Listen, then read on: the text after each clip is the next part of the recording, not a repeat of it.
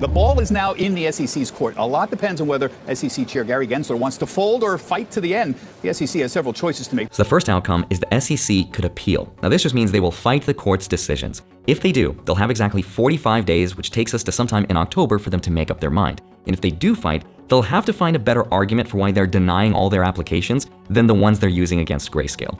Now, I'm not a lawyer, this is not legal advice, but my guess is they shouldn't appeal unless they found a better reason to, which they could always invent in the future, which is why it's a possibility. An appeal is possible, but the harsh tone of the judicial ruling certainly makes it more difficult for the SEC to appeal. Now, if they appeal, the order would be stayed until there is a decision on the appeal. But there are at least 8 other applicants for a Bitcoin ETF that may have to be given a thumbs up or down in that period. Actually, the next 3 days puts the SEC in a huge bind because they either have to appeal and fight, or they'll have to approve as many as 7 other applications from companies within the next 3 days. This is about to blow your mind because today, Friday, September 2023, we will have the answer to one of those applications, Bitwise. Now, if on Friday, by the time this video goes live, you see that Bitwise gets denied, don't lose hope because there are 6 other applications that they'll have to decide on. So here's the scheduled breakdown to pay attention to. Bitwise will have their answer on Friday, but then we have a huge Saturday which needs to have an answer for BlackRock, VanEck, Fidelity, Invesco, and WisdomTree. And then we have Valkyrie on Monday. So this coming Saturday is the real day to pay attention to, and it could flip Bitcoin's price for better or for worse. Now, if the SEC decides to fight and appeal and deny all of those applications, chances are all those companies are going to sue the SEC for the exact same reasons Grayscale did, and we already know the outcome. The SEC is going to lose if their arguments are going to stay the same. Either way, if all those applications get denied, then Bitcoin's price will most likely correct to the downside, which could be a good opportunity to dollar cost average into it. But if one of them gets approved, like BlackRock or Grayscale, that could send Bitcoin's price thousands of dollars higher in a single day just based on the approval alone. But there are also a couple other outcomes you should know about. They could come up with a new rationale why the application should not be approved and dare get Grayscale to sue them again.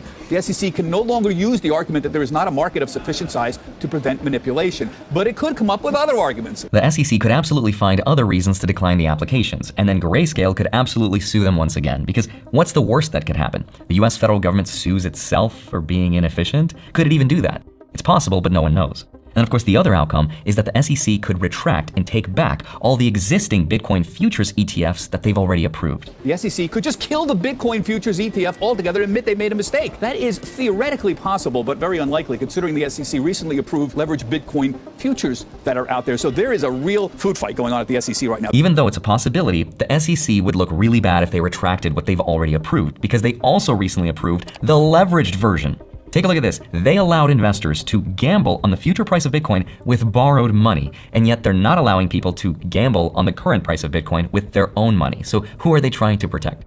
Either way, based on my research, there has never been a time when the SEC has retracted something they've already approved. Nor would they want to, because it would make a lot of people upset. So ultimately what this means is if we don't get an ETF approved this year, then most likely it'll be next year. And if not, after that. Because predictions without timelines will make me sound like I knew it all along. So the million-dollar question is, will Bitcoin's price reach 6 figures, over $100,000 per coin, once a spot Bitcoin ETF is approved? Obviously, no one knows the answer to that question, but gold has the clue to what could happen next. Because the first spot gold ETF, Gold Trust ETF ticker symbol GLD, was created November 18, 2004. But 7 years later, the price of gold went up 4.5 times. If Bitcoin's price could 4x over the next 7 years, that would be an insanely good return. If you combine that with the halving that happens in April 2024, that could be the perfect setup. And even though, personally, I'm a huge believer of Bitcoin, and I think it's gonna go up by way more than anything I own in my portfolio, it's taking every single ounce of me not to put a significant amount of my money into Bitcoin, because if the thesis ends up being wrong, I don't wanna put all of my eggs into one basket. So the key is to diversify, at least for me. Either way, it's super important to pay attention to what's about to happen over the next 3 days. Let me know what you think will happen. But as always, focus on your own investment journey. I hope you have a wonderful rest of